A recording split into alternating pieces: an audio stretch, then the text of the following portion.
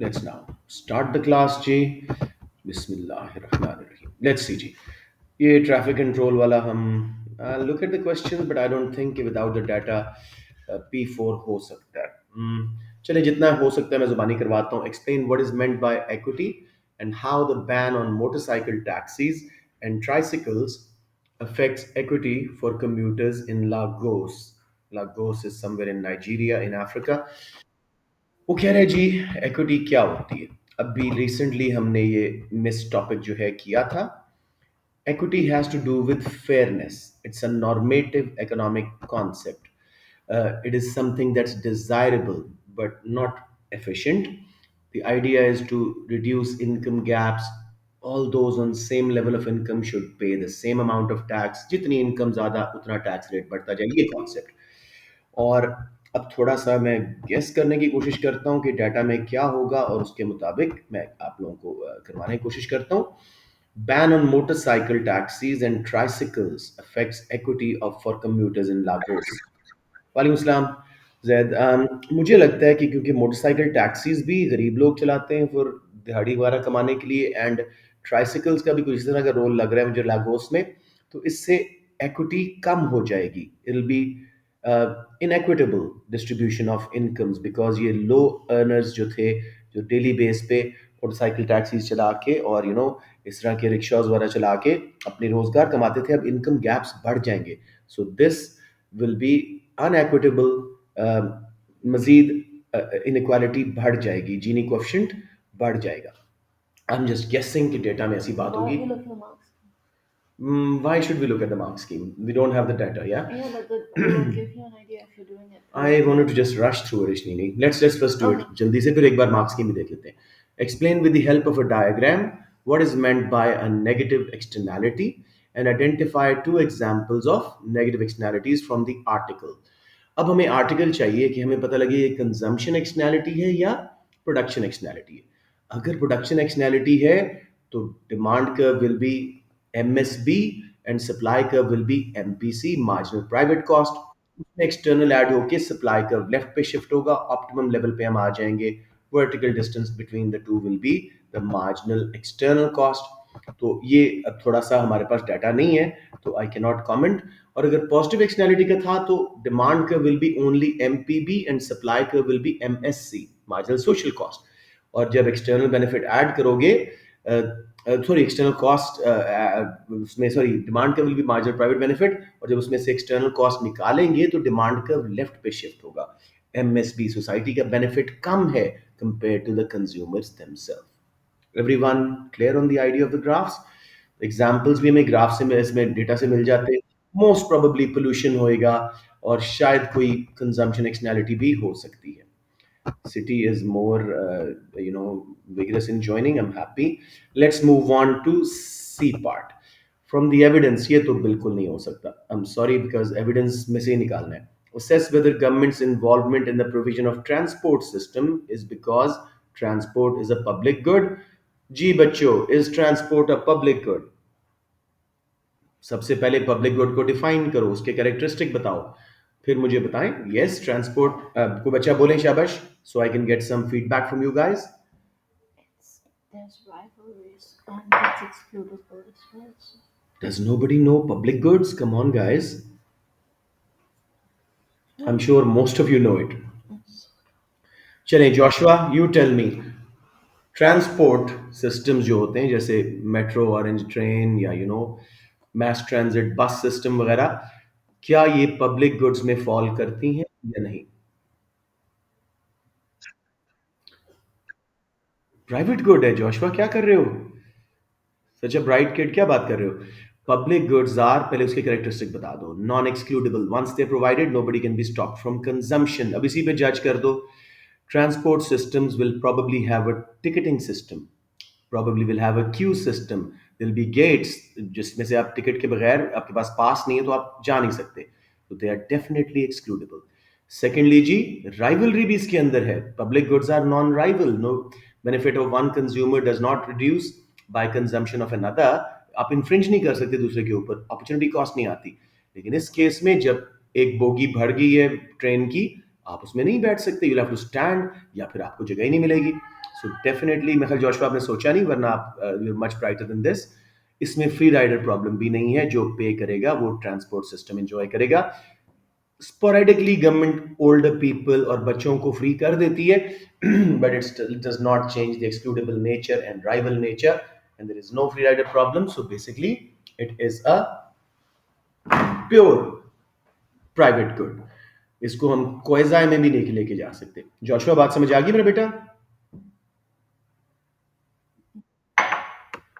Okay, let's now, Ashlina suggested, let's look at the mark scheme. Why not? It might give us a better idea about the externality graphs at least. So let's just very quickly search through it. पहला question क्या कह रहा है जी? Part A, explain what is meant by definition of equity: fairness, fairly treated, justice, people in the same situation gain the same treatment, एक mark. Poorer workers rely on, जैसे मैंने कहा, poorer workers rely on motorcycles and tricycles most. Poorer workers need to walk long distance in the heat. तो as a result गरीबों पे burden पड़ रहा है, तो इनकम इनक्वालिटी कम हो रही है। अच्छा, डेटा होता तो पता लगता कि ये वो चला नहीं रहे खुद, मतलब इन टर्म्स ऑफ बिजनेस, वो बस उसको यूज कर रहे हैं कम्यूट के लिए। राइट जी। Explain with help of diagram, कौन सा चाहिए? What is meant by negative externality? Definition of a negative externality: negative, bad spillover effects, third party harmful effects of a private transaction, economic activity. Diagrams correctly label axis: private social cost and private social benefit. Explanation of what the diagram shows: overconsumption of the good, positive, negative consumption externality थी। अच्छा, impact on environment, congestion, death, negative production externality थी, over consumption, over production हो रही थी, तो हम supply curve left पे shift कर देंगे एमपीसी से एमएससी पे। सब बच्चों के ग्राफ याद है? एक बार बना दो। All right. From the evidence, हम कोई फायदा नहीं देखने का. Let's move on. Assess whether government's involvement in provision of transport becomes a public good. Definition of a public good: non-excludable के एक mark, non-rival के दूसरा mark. Travel needs a ticket, payment for use, and trains etc. have a given capacity. Therefore, transport is a purely private good and not a public one. ठीक है जी। इसको क्वेजाई में भी ना डालिएगा, वो रोड्स वगैरह होती हैं, मोटरवेज वगैरह। चले जी, अब लॉन्ग क्वेश्चन जिस पे मैं जाना चाह रहा था, इवैल्यूएट। ओ, इसका मेरे पास एक बहुत अच्छा मॉडल आंसर है। I got this really mashallah blessed kid in OPF and she wrote such a good answer कि मेरा नहीं ख्याल कि उसको इम्प्रूव किया जा सकता है। और जब ऐसा कोई आंसर मैं देखता हूँ, मुझे लगता है कि वो सब बच्चों से शेयर करना चाहिए। ऑल्दो मैंने सर कामरान का ये आंसर पढ़ा है, it was just okay. I mean, marks तो आ जाएंगे, उन्होंने बहुत कुछ लिखा है, लेकिन ना डिमांड कर्व निकाले हैं, ना प्रॉपर्टीज सही तरह से बताई हैं। सो ये आंसर उनका इतना अच्छा नहीं है। तो I would tonight send you this answer. Consumer behaviour को किए हुए बहुत अरसा हुआ है, इसको मैं मॉडल आंसर आपको भेज रहा हूँ। अभी के लिए मैं आपको जल्दी से इस क्वेश्चन का स्केच बता रहा हूँ। या shall we take out the mark scheme? Mark scheme करके स्केच ले लेते हैं, और फिर जो ग्राफ्स हैं वो एक बार मैं आपको प्रैक्टिस करवाता हूँ, इसको बहुत अरसा हो गया। सबसे पहले जी, 6 मार्क्स, 14 मार्क्स हैं, 6 समझ लो नॉलेज अंडरस्टैंडिंग के और 8 एनालिसिस के। स्टार्ट ही ऑर्डिनल अप्रोच की अजम्पशन से हो रहा है, काफी अरसा हो गया। आई वोंट बॉदर यू, जल्दी से आपको याद करा देता हूं।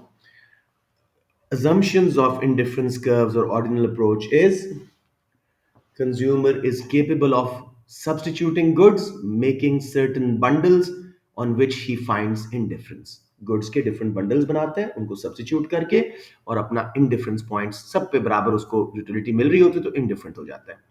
सेकेंडली जी, consumers are rational, they always prefer more over less. Thirdly, जी, indifference curve analysis and budget lines are a too good model. In reality, हम बाद में इसकी वैल्यूएशन करेंगे कि भाई ज़्यादा गुड्स होती हैं। राइट जी। इसके अलावा जी, सब्सटीट्यूशन वाली बात, हाँ, ट्रांजिटिविटी समझ लो। देखो बेटे, कंज्यूमर एक माइंडसेट लेके जाता है शॉप पे, बिफोर शॉपिंग उसके माइंड में एक प्रेफरेंस होती है, वहां जाके चीजें देखता है, तो ट्रांजिटिविटी उसको आ सकती है। कैसे? जैसे अगर कंज्यूमर इनडिफरेंट है between good A and B, उसको सेम यूटिलिटी दोनों से मिल रही है, and is indifferent between B and C, फिर उसको ए और सी के बीच में भी इनडिफरेंट होना चाहिए। कुछ समझ रहे हो? उनके बंडल्स ए और बी के अंदर वो इनडिफरेंट है, उसको परवाह नहीं के कितनी ए और कितनी बी वो ले रहा है, क्योंकि उसके दोनों की यूटिलिटी मिल मिला के बेस्ट हो रही है। बी और सी के बंडल्स में भी ऐसे हो रहा है, लिहाजा ए एंड सी के कॉम्बिनेशन पे भी वो इनडिफरेंट होगा। बेसिक ट्रांजिटिविटी का मतलब ये है कि उसका जो इंडिफरेंस है वो कंटिन्यू करता है, ट्रांजिट करता है through out the indifference curve. Perfect knowledge होती है उसके पास। तो पहले सबसे हमने कुछ अजम्पशंस दे दी अपनी इसकी थ्योरी की। फिर definition of indifference curve, a curve that shows all possible combinations of two goods that give the consumer same total utility on each point. फिर इसकी दो प्रॉपर्टीज कर लेते हैं, उसने भी लिखा हुआ है explanation of convex IC. It's convex shape, backward bending due to diminishing marginal rate of substitution. As the consumer buys more of one good, X, his MU falls according to law of diminishing marginal utility. He is willing to give up less and less and less of good. Why? ये है जी उसकी convex shape की वजह। फिर उसके बाद जी कुछ बता देना कि जितना ये ओरिजिन से दूर है उतना ही लिखा हुआ है इन्होंने भी, analysis of rising levels of satisfaction, जितना ओरिजिन से दूर है उतना यूटिलिटी, सेटिस्फैक्शन, प्रेफरेंस लेवल ज्यादा है। लेकिन डिफरेंस कर्व मैप बना देना जिसमें इसको 2-3 बार आउटवर्ड शिफ्ट कर देना, यहां तक किसी बच्चे को प्रॉब्लम आ रही हो। फिर जी बजट लाइन की definition, it's a line that shows all combinations of two goods, PPC की तरह डेफिनेशंस हैं ये दोनों, which a consumer can buy in his limited income and given prices of the goods. अब वो कहते हैं जी analysis of rising falling income levels on budget line and consumption. थोड़ा सा बता देना, budget line shift due to changes in income, money income not real, उसके रिजल्ट में रियल इनकम चेंज होती है, money income, and also change in prices of goods. If one goods price change, pivotal shift, if both price change, parallel shift, if income changes, parallel shift. Any confusion so far? अब जी हम main course पे आ रहे हैं, explanation of substitution effect and income effect, price effect. सबसे पहले whenever, question क्या कह रहा था एक बार फिर देख लो, evaluate the use of indifference curve analysis to derive the demand curve for a normal good and demand curve for an inferior good। अब माइंड में आता है कि गिफन भी तो इंफीरियर गुड्स हैं, तो yes safe approach would be, I haven't seen the whole mark scheme but safe approach would be to use Giffen. एक ही ग्राफ बना दो, आज मैं आपको दोबारा अकेले अकेले भी बना के दिखाऊंगा लेकिन इकट्ठा बनाना भी दोबारा सिखाऊंगा, उससे बहुत टाइम बच जाता है। तो लेट्स सी एनालिसिस ऑफ इन, पहले प्राइस इफेक्ट करते हैं। Whenever price changes it causes price effect, that is change in consumption due to change in price of the product, ceteris paribus. So price effect contains two further effects. Substitution effect, आप इसको SE लिख सकते हो, which is consumer always prefers the relatively cheaper good over the relatively expensive good. And income effect is consumer का behavior यूं करो कि जी it is the change in consumption due to change in real income of the consumer, not money income, price change से real income of the consumer due to price change। इसमें बच्चे बहुत गलतियां करते हैं, तो मैं इनकम इफेक्ट दोबारा डिफाइन कर देता हूं। Change in consumption due to change in real income due to change in price, right बच्चों। उसके बाद अच्छा बच्चा यही थ्योरी बता देना, अगर ग्राफ्स में थोड़ी बहुत गलती हो, I am telling you still you can score 14-16 in this paper, क्योंकि वैल्यूएशन के 6 मार्क्स आ गए ना, तो बहुत इजी है, लिमिटेशन बतानी है थ्योरी की। तो सबसे पहले आप जो है मेरे बच्चों क्या इसका नाम है, बता दो कि normal good will have positive substitution effect because the price fall, if a price falls, because it will be relatively cheaper.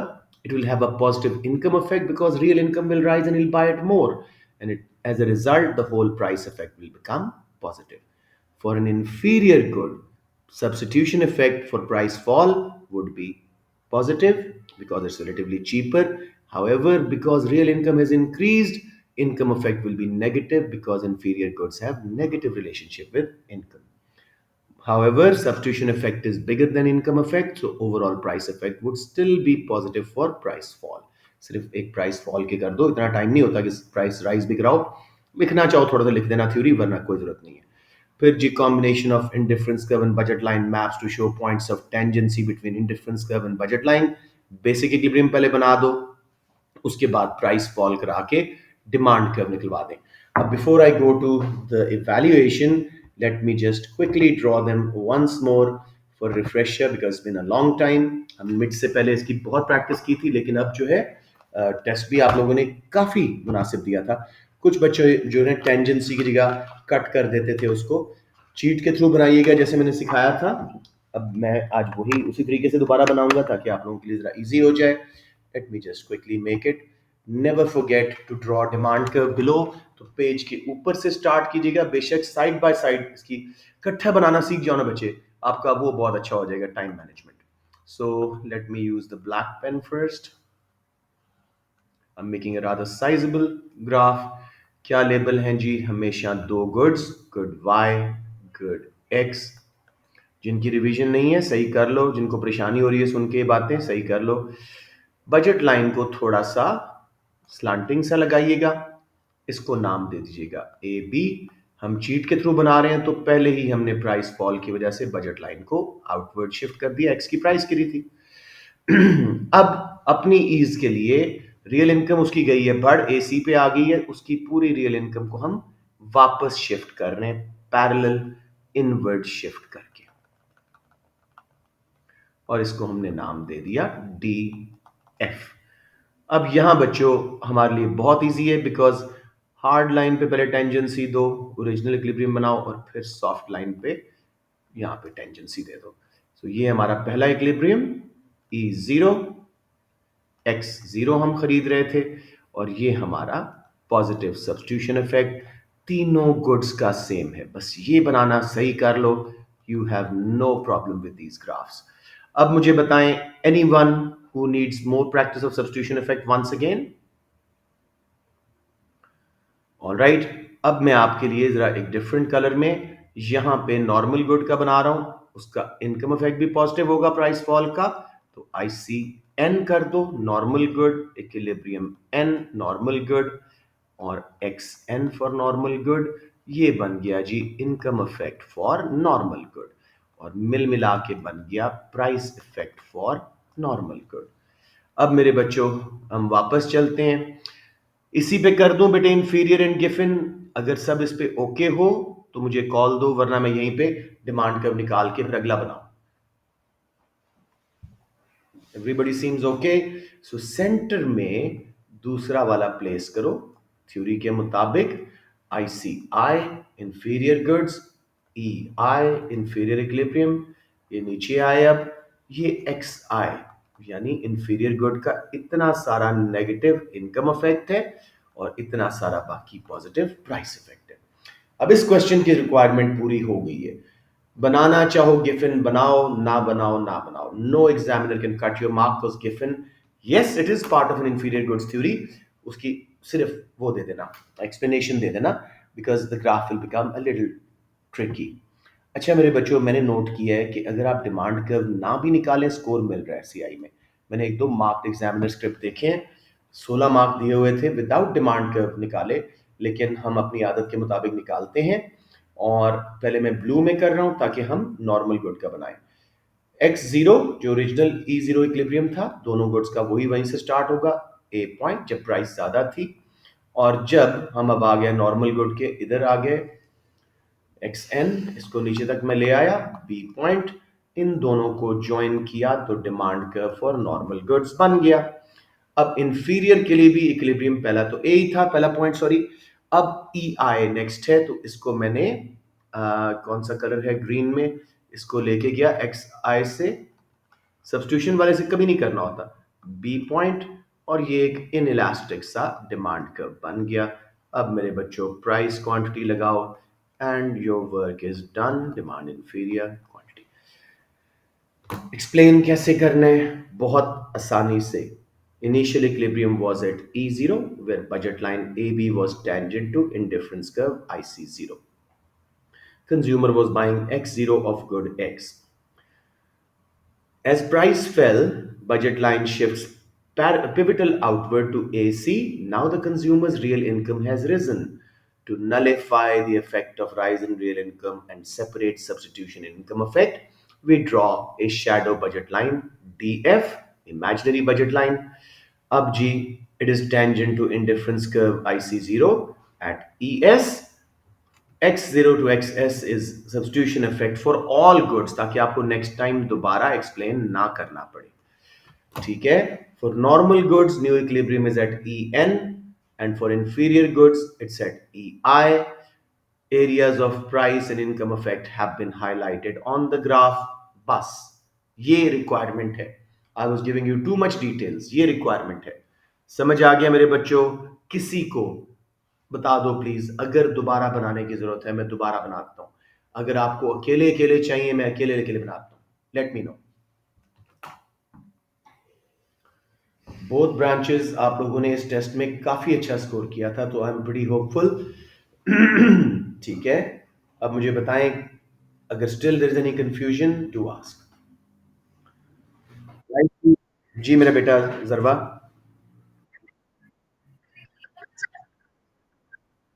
क्यों बनाएंगे? इनकम चेंज में वो होता है बेटे, उसमें तो पैरेलल शिफ्ट आता है, इसमें तो सिर्फ उसने क्या बोला है मेरे बेटा, जरा क्वेश्चन देखो, जरा क्वेश्चन देखो। Evaluate the use of indifference curve analysis to derive demand curve. Demand curve is a relationship between price and quantity demanded, not income and quantity demanded. वो income consumption curve. Got it मेरा बेटा? Okay. मैंने दोबारा आपको बताया जारवा कि एक काफी है, अगर आपका बहुत दिल कर रहा है तो थ्योरी दे देना प्राइस राइज की, वरना प्रैक्टिकली आप कर ही नहीं सकोगे। उसने कहा है बस डिमांड कर्व निकाल के दिखा दो, उसने कहा है कि चेंज करो प्राइस को ऊपर नीचे, कुछ नहीं कहा। Is given it a very simple straight forward question. जरा कीप इट, जरा बिट थोड़ा सा कम लिखिएगा, ये ना हो कि आप इरेलेवेंट लिखते जाओ और स्कोर कट जाए, ठीक है? अब इवैल्यूएशन, ये थ्योरी बहुत लिमिटेड है, हम कहते हैं सिर्फ दो गुड्स हैं, in reality there are thousands, hundreds and thousands of goods. Number two जी, हम कहते हैं कंज्यूमर रैशनल है। हम लोग तो एक एडवर्टीजमेंट से भी इफेक्ट हो जाते हैं, एक दोस्त हमारे कान में कोई बात कर दे, आज एक गाड़ी देखने गया, मुझे खुद ही पसंद नहीं आई, ट्रांजिट हो रहा था, दोस्त को फोन किया, उसने कहा मॉडल कौन सा है, मैंने बताया, उसने कहा वेरिएंट कौन सा है, उसने मैंने बताया, कहता है महंगी है, मैंने फौरन छोड़ दी। इतने जल्दी हम इतने इरेशनल हैं कि सुबह मेरा कंफर्म था कि हम गोना बाय दैट कार, शाम को मैंने नहीं ली। समझ रहे हो? तो हम तो बहुत जल्दी एडवर्टाइजमेंट से, इम्पल्स बाइंग से, फैशन, टेस्ट, वेदर, इन सब चीजों से इन्फ्लुएंस हो जाते हैं। Number three, huge assumption is that we have perfect knowledge. No, we have imperfect knowledge. Been teaching this subject for 15 years and every other day it surprises me. There is so much information to process, so we cannot be 100% sure on everything. Next जी, कौन सी good normal है, कौन सी inferior है, इसी graph को देखो, दोनों का demand curve नीचे स्लोप हो रहा है। यस, इंफीरियर का जरा इनइलास्टिक है, नॉर्मल का नॉर्मल सा इलास्टिक सा है, बट हर बंदे के लिए इंफीरियर नॉर्मल अलग होती है। इलॉन मस्क के लिए जो गुड नॉर्मल है, हमारे लिए वो लग्जरी बन जाएगी, उसके लिए जो इंफीरियर है शायद हमारे लिए नॉर्मल बन जाएगी। So it's difficult to tell which good is inferior because both demand curve slope downwards. तो ये मेरे बेटे, अब देखते हैं कि सीआई वालों ने क्या क्या लिखा हुआ है, और भी काफी इसकी assumptions हैं, लेकिन just let's see consumer rationality. Indifference curve analysis assumes that consumers act rationally. They are of a calculating mind, carrying numerous combinations of different goods in their heads, can substitute one for the other, compare the total utilities, and make a rational choice between various combination of goods. हम इतने digitally calculating consumers नहीं हैं। फिर जी, as the effect of reduction in price in increase in demand for both normal and inferior goods, except in case of Giffen, it is not possible to know whether a good is normal or inferior। वही बात जो मैंने की, it is difficult to apply the concept of substitutability to goods such as, अच्छा ये एक नया point है, consumer durables which are one-off indivisible purchases and choices between, for example, one fridge and 4 weeks of food। दोनों inseparable है। Fridge one time purchase है, 4 weeks of food हर महीने लेने हैं, तो हम इसको कैसे, how can we be indifferent on these combinations? Can we have two fridges and 2 weeks of food? No, we will not be indifferent. हमें 4 हफ्ते की फूड चाहिए और मिनिमम एक फ्रिज चाहिए। तो ये जब इंडिविजिबल गुड्स हो, मतलब हम तो एग्जाम्पल देते हैं ना कि गुड एक्स गुड वाई के इतने यूनिट ले लिए, फ्रिज तो एक ही लेना है पूरे घर के लिए। तो ऐसी कंज्यूमर ड्यूरेबल्स जो कि इंडिविजिबल हैं, वन ऑफ परचेजेस हैं, उनमें चॉइस का सीन, सब्स्टिट्यूटेबिलिटी का सीन डिफिकल्ट टू अप्लाई है, हो जाता है लेकिन difficult to apply. A consumer is faced with a much more complex world than the two good world. हजारों दुनिया में गुड्स हैं, हम तो सिर्फ दो की बात कर रहे हैं। स्टैटिक एनालिसिस है, ये हमारा कंक्लूजन है, it's a static analysis. Consumer की प्रेफरेंस, जैसे मैंने अभी गाड़ी की एग्जांपल दी, सुबह पूरा मूड था खरीदनी है, प्राइस सेट हो गई थी, सारा कुछ, शाम को इनकार। ये होता है कंज्यूमर, स्टैटिक नहीं है। जी मेरे बच्चों, any questions on this question? My advice, I send you the model answer, she is done such a wonderful job कि 20 में से 25 देने का दिल कर रहा है। तो आप लोग उसको प्लीज 3-4 बार पढ़ो क्योंकि ये ऑलमोस्ट आपका इंडिफरेंस कर्व एनालिसिस का ना प्राइस चेंज वाला पार्ट कवर कर जाता है। फिर मैं एक और आंसर भेजता हूँ जिसमें नॉर्मल सॉरी इनकम चेंज का भी है, चाहे जरवा जैसे बच्चे से कंफ्यूज हो रहे थे, उसमें इनकम चेंज और प्राइस चेंज दोनों है, तो वो वाला भी एक और बच्चे का बहुत अच्छा आंसर है। Just read through both and उसके बाद ordinal approach apart from advertisement जो मैं आपको पास पेपर्स में करवाऊंगा, कोई कंफ्यूजन आपको नहीं देगी इंशाल्लाह। एनी क्वेश्चंस बच्चों? ऑल अच्छा, अब कौन है? Let the kid enter. Hasan Aslam, Hasan Aslam, अस्सलाम वालेकुम। ओए कितने बच्चे चले गए हैं? There're about good 16 kids. पता नहीं सबके वो नेट ऑफ हो गए, क्या हो गया, 9 बच्चे रह गए। बच्चे क्यों जा रहे हो? अभी क्लास खत्म नहीं हुई। Stay stay stay. अच्छा, अब बच्चे माइक्रो का एक करवा लिए। दूसरा क्वेश्चन जरा देख लो, ये वाला। The model of perfect competition is the ideal form of market structure because it is the most efficient. With the help of diagrams, evaluate this statement. Yes, perfect market की firms long run में fully efficient होती हैं, हमने पढ़ा हुआ है। इसका answer sir Kamran का पढ़ लीजिएगा, it was a good answer. देखो एफिशिएंसी पे आ गया, इंडिफरेंस कर्व, वो ही 4-5 यूनिट जिन पे मैं आपको स्ट्रेस करता हूँ। कंज्यूमर बिहेवियर पहला क्वेश्चन, एफिशिएंसी दूसरा क्वेश्चन। मार्केट स्ट्रक्चर्स को बेशक आप बेसिकली समझ लो, लेकिन उस पर लंबे क्वेश्चन बड़ा मुश्किल हो जाता है अटेम्प्ट करना। करना है तो कर लीजिएगा। Labour market, production and cost objectives, 5 units out of 11 in first micro economic syllabus and you are safe. Let's see जी सेक्शन सी। अभी हमने एक क्वेश्चन किया था कुछ दिनों पहले, the presence of multinational corporations in a low income country always promotes economic growth in that country. Again मैं आपको बार बार बोल रहा हूं, economic development economic development economic development. Unit 6 से पकड़ो या 7 से भी इवन पकड़ो और 10 तक, अभी के लिए 7 to 10 कर लो, 7, 8, 9, 10। बहुत आसानी से आपको एक क्वेश्चन एग्जाम में मिल जाता होता है।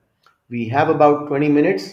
आई think somebody is calling me, let me see if it's an important call. Can mute your meeting? Doesn't seem like it. Let's see. Presence of multinational corporations in a low income country always promotes economic growth. इसका sketch लेते हैं। सबसे पहले बेटे की terms को पकड़ा करो। मल्टीनेशनल्स पे अच्छा खासा छोटा सा एक पैराग्राफ लिखो। मैंने क्लास में आपको बहुत एग्जांपल्स दी थी। Multinational corporation are gigantic businesses which have headquarters in their homeland but have operational factories, branches, operational units in more than one country. And some of them are in hundreds of countries. उसके बाद जी, not hundreds countries में नहीं है, इन dozens of countries बोल दीजिएगा। उसके बाद जी, a low income country is categorized as one with low real GDP per head, high unemployment rate, low score on HDI. Just give me a moment, ये बार बार phone आ रहा है। अस्सलाम वालेकुम। अच्छा एक मिनट जी जी, एक मिनट एक मिनट बेटे। Can mute your. कोई बात नहीं, कोई बात नहीं। Okay. खाना नहीं। अच्छा जी, सॉरी, मैंने खाना ऑर्डर किया था बच्चों। What did I am you order? Hungry. मलाई कोटी। Huh? Yeah, I'm on diet again. Huh? I cannot afford to stay fat. Oh, it's a recorded class. I Let's told you. so let's move on. Consider the उसके बाद जी, low income countries are categorized by low real income per head, low values of MPI, multidimensional poverty index, low HDI values, poorly developed infrastructure, high unemployment rates, high population growth rates, high child mortality। कुछ 7-8 बता देना। उसके बाद जी, economic growth is when real GDP of a country rises over time. This is what economic growth is। उसका formula देना है, दे देना, real GDP 2 minus real GDP 1 over real GDP 1 into 100। It can be actual and potential। ये आपका knowledge का start हो गया। अब जी, मल्टीनेशनल क्यों अच्छी हैं? जब वो हमारे मुल्कों में आती हैं तो हमारे फाइनेंशियल अकाउंट का बैलेंस सरप्लस में चला जाता है, क्योंकि एफडीआईज में, फॉरेन डायरेक्ट इन्वेस्टमेंट है ये, ह्यूज इन्फ्लक्स ऑफ मनी आता है। वो कैपिटल अकाउंट में हमारे इनफ्लोज आती हैं, लैंड्स लेते हैं, इन्वेस्ट करते हैं, पैसे लगाते हैं हमारे मुल्क में आके, उससे हमारा फाइनेंशियल अकाउंट सरप्लस हो जाता है शॉर्ट रन में। फिर जी, जब ये हमारे मुल्कों में आती हैं, they tend to bring the latest technology, the new business management techniques, flow line, computer aided designing, computer aided manufacturing.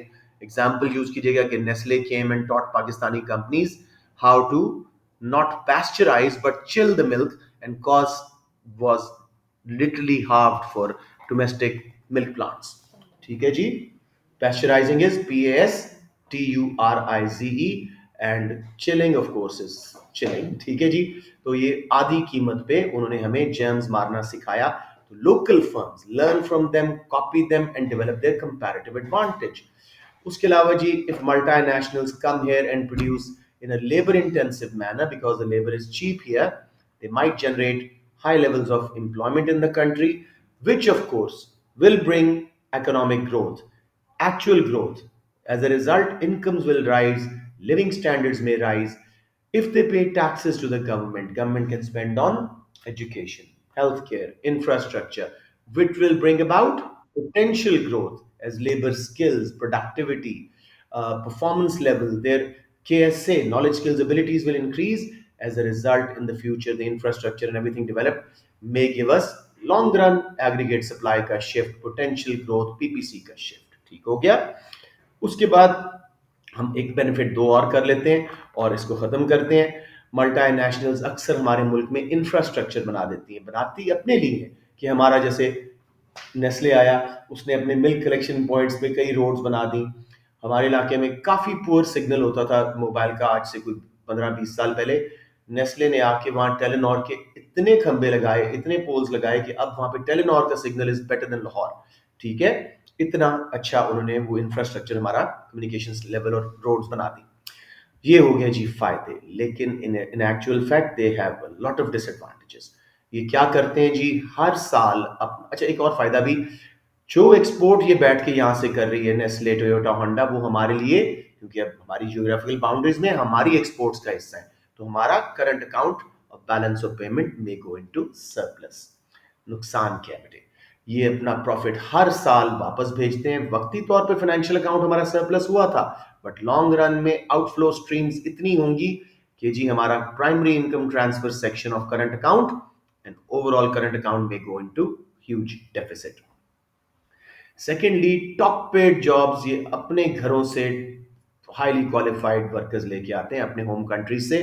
Country manager, ये टॉप पोजीशंस लोकल्स को नहीं देते, बिकॉज एक तो अपने कंट्री का वो होता है, सेकेंडली वो trust level and all that and even expertise level, they trust their own people.